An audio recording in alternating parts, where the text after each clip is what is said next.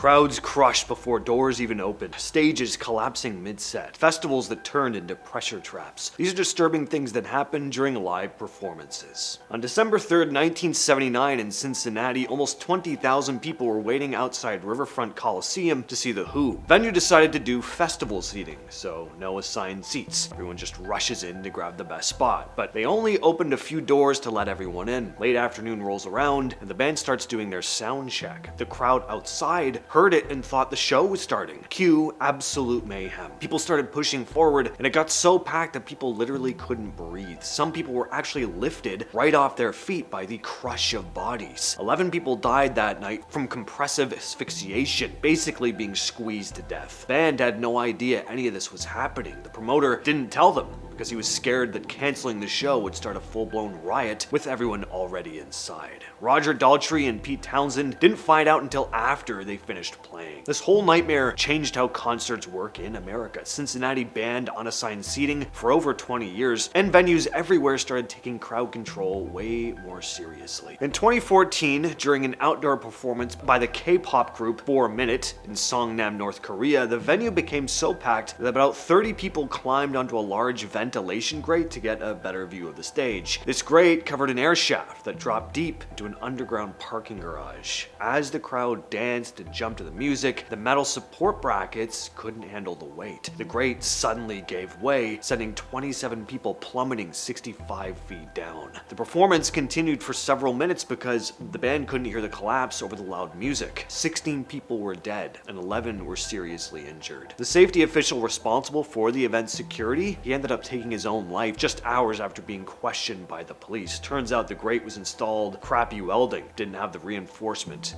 that it needed. In May of 1999 at WWF's Over the Edge pay-per-view in Kansas City, Owen Hart was scheduled to make a dramatic entrance as his superhero character, the Blue Blazer, but fell chest first onto the top rope before landing in the ring. The live television audience didn't see the fall because a pre-taped promo was playing, but some of the fans in the arena saw the fall. But the lights in the arena were off at the time, so fortunately not everyone had to see it. The broadcast cut back to announcer Jim Ross, who had to inform the viewers at home that this wasn't a wrestling angle, meaning it wasn't part of the show, that Owen had suffered a real-life medical emergency, and later in the show, he had to tell everyone that he'd passed away, 17-032. But the show went on. After they cleared the ring, other wrestlers had to go out and perform on the same mat where their friend had just fallen and died. WWE's decision to keep going, still one of the most controversial calls in entertainment history. In 2011, just before the country duo Sugarland was about to go on, its massive gust front from a thunderstorm slammed into the Indiana State Fairgrounds. We're talking 60 to 70 mile per hour winds. The wind hit the stage's overhead rig with all the lights, speakers, and metal beams. And within seconds, the whole steel structure came crashing down right onto the pit. 7 people died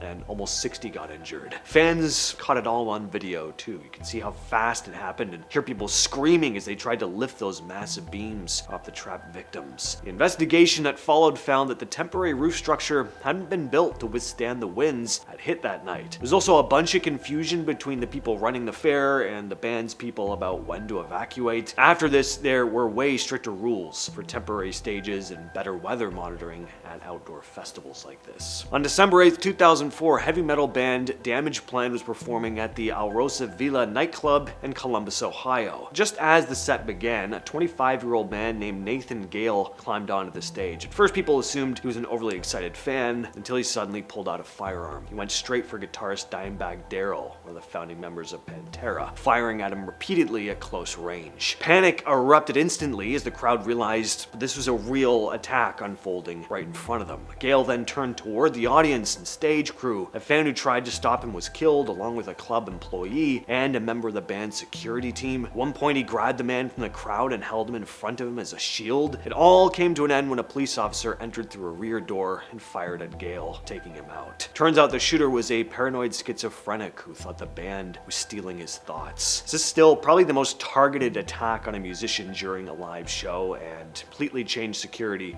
at small and medium venues. Stone the Crows was this up-and-coming blues rock band from Scotland. In 1972, during a performance at the Top Rank Suite in Swansea, Wales, the band's guitarist Leslie Harvey walked up to the front of the stage to address the crowd. As he reached for the microphone, with the fingers on his other hand still on his guitar strings, he completed an electrical circuit, a deadly electrical circuit. The equipment wasn't properly grounded, and because Harvey's hands were damp with sweat from being under the hot stage lights, he was electrocuted. He was literally frozen in place, unable to let go of the microphone as the current surged through him. His bandmates and the audience watched in horror, at first not realizing why he was shaking and unable to speak. A roadie eventually kicked the mic stand away to break the connection, but the damage was done. Harvey died on the way to the hospital at only 27 years old. In 2000, Pearl Jam was headlining the Roskilde Festival in Denmark when the crowd of 50,000 people began to push forward. It wasn't a mosh pit, it was a crowd collapse. People at the front tripped and fell, and then the people behind them, unaware of what was happening, just kept pushing forward, trapping people on the ground under layers of bodies. Eddie Vedder eventually realized something was wrong, stopped the show, pleading with the audience to take 3 steps back. But 9 young men were crushed or trampled to death in the mud. The festival was criticized for having slippery ground and inadequate breaker barriers to stop the flow of crowd. For years, Pearl Jam just refused to play festivals because of the trauma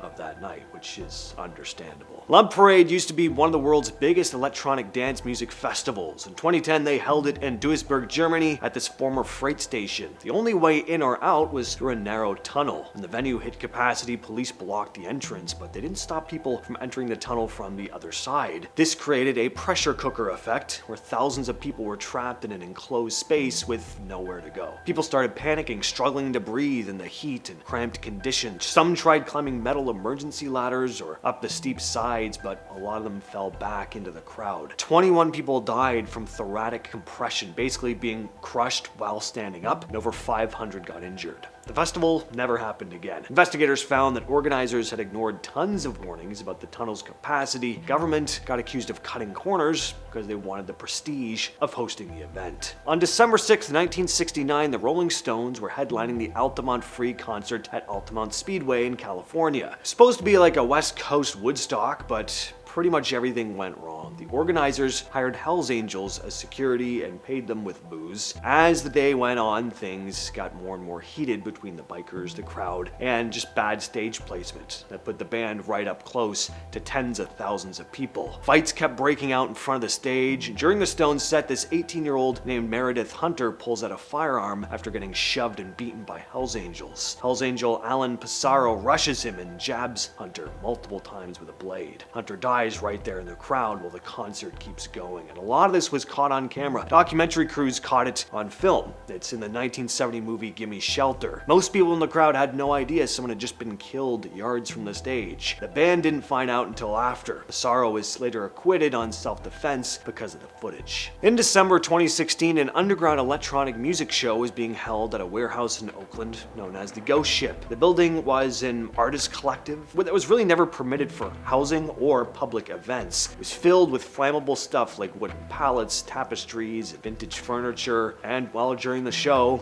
a fire broke out. And it spread crazy fast through all the clutter. There were no sprinklers, no exit signs. And the only way down from the second floor where the music was playing was this narrow makeshift staircase made of wooden crates. 36 people died, most from smoke inhalation before the flames even got to them. A lot of victims were found huddled together, unable to find the exit in the pitch black smoke. Well, that has been the video for today. I'll catch you, yes you specifically, next time.